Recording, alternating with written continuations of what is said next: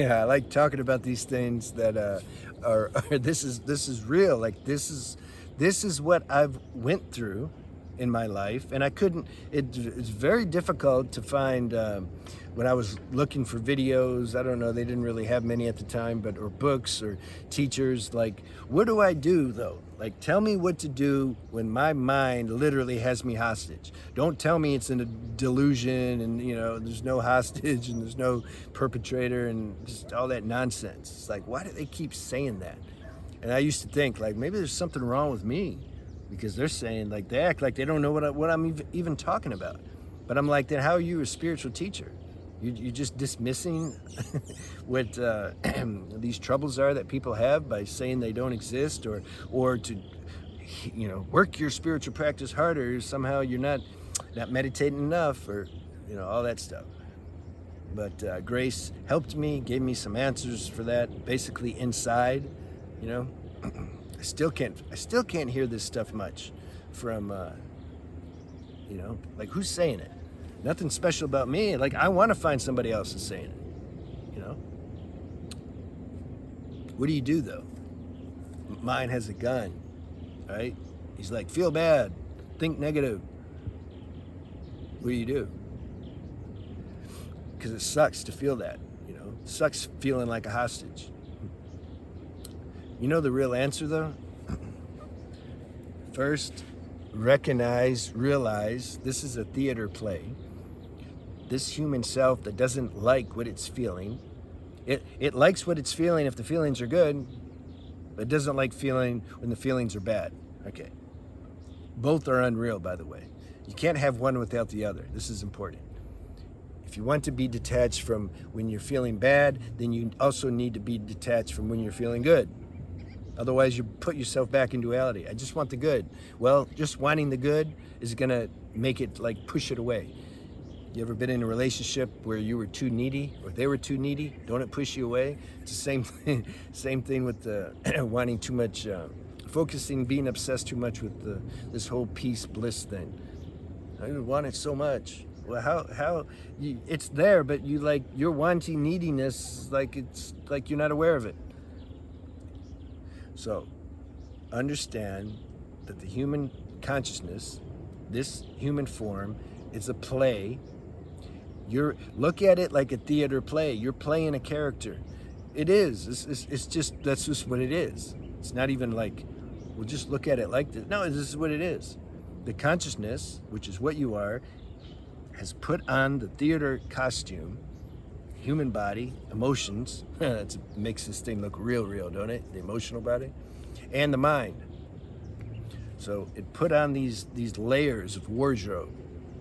Now it's acting. Okay, so when you're feeling bad, or you're struggling, or you feel like you can't get this, feel like a victim or a hostage, play that role. So yeah, I'm playing the hostage role now. I'm playing the victim role. I can't stop playing it because the Supreme, the director, like ordained it. Like you got to play it. You're like forced to play it. So okay, I'm gonna play it. At the same time, you're playing the role of a hostage, but play the role also as the escapee. You're trying to escape also, right? You want to escape from the perpetrator, but you're also playing the role of hostage. Okay, the mind can't understand what that means. That's the whole point. What do they call that? A quan? Did I make up a quan? I should patent it. Mind don't know how to do that because it doesn't make any sense on a logical level. But intuitively, something can ascertain what that means, right? Some of you, I know it. Otherwise, I wouldn't say it. So you let that process happen, whatever that means. You play the role of the hostage. What does it mean? Accept it. It means accept that this is the play right now. This is the moment. Suppressed energies are coming up. They're being processed. Yeah, okay. Like, this is what it is. In the end, it's all good. Like, it's supposed to happen. If it wasn't supposed to happen, it wouldn't be happening. You're not doing something wrong because that's why it's happening. Even if you're doing something wrong, that's also good because then later you'll see you were doing something wrong and then you hopefully won't do it. You can't miss. Everything's good. Even if it don't feel good, it's still good. Even if you don't believe it's good, it's still good. So you play the hostage role.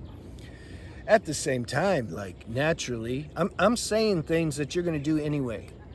It's just automatic. Remember, the show runs itself, but somehow maybe hearing this will help. So you're playing hostage role at the same time you're trying to escape it. What does that mean, escape it? Maybe you put some videos on that help bring you back into truth and alignment and acceptance of the moment.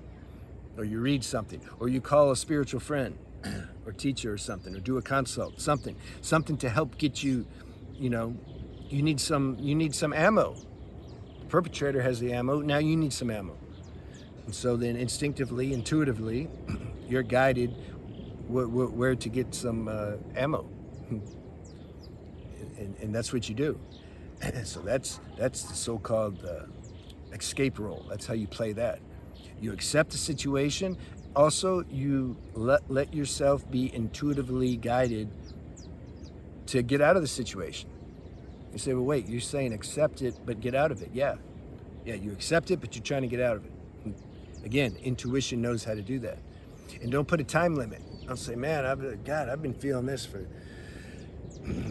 2 weeks. I don't know, I felt bad for years. I had a mentor, sponsor, tell me once, he says, look, you just feel bad till you feel good. I like that. It took the pressure off. I'm like, yeah, okay, I just feel bad till I feel good. Because you're gonna feel good. And all this feeling bad, it's purification, whether you realize it or not. It just is. And then the mind can say, well, yeah, but look how much you already purified. It doesn't make sense. Yeah, it doesn't make sense. It's too much. It's a deep process, this evolutionary transformational thing. It's too deep. You can't realize this inner alchemy that's taken place. It's impossible. You can't pinpoint it and say, oh, okay, I see this feeling or this feeling badness is related to because, I was harboring some resentment towards somebody, or I'm not forgiving somebody, or my mom did this to me when I was young. So, yeah, sometimes it can be correlated, but sometimes it can't. Sometimes you can be feeling really good right now and then wake up in the morning for no reason and you sleep good and you're just feeling heavy. This is how life works. You accept it. You give up your idea of trying to understand and manage things. You let the show play out, and it does. It plays out. And then later, the heaviness dissolves. You don't have like heavy years anymore, or heavy lifetimes, or heavy months, or weeks, or days. You get to where it passes pretty quick when they come. That has to happen organically, though. And don't try to force it. Don't say, if I do more sadhana, that'll help. You do sadhana as you intuitively are moved to do sadhana. But it's not like if you're feeling bad, okay, I'm going to force myself to meditate so I can get rid of it. Or I'm going to drive fast. Yeah, I'm going to purify this stuff. It's not you can't manipulate with this process like that. The mind's trying to figure out how to get out of something that's naturally happening in the moment. The organic unfolding in the moment far supersedes the mind. The mind doesn't understand it. The mind didn't create it, so the mind can't fix it. All right? You trust the process. If you're intuitively, instinctively moved to do some meditation or do some yoga or something, or watch a video or a book or call somebody, okay, but that's the point. You have to discern. Is this the panicky, frantic mind that's just trying to, get rid of something? Or is it intuition guiding you on how to buffer the heaviness of this moment? That's wisdom. There's a difference there. All right. Let me know any questions you have.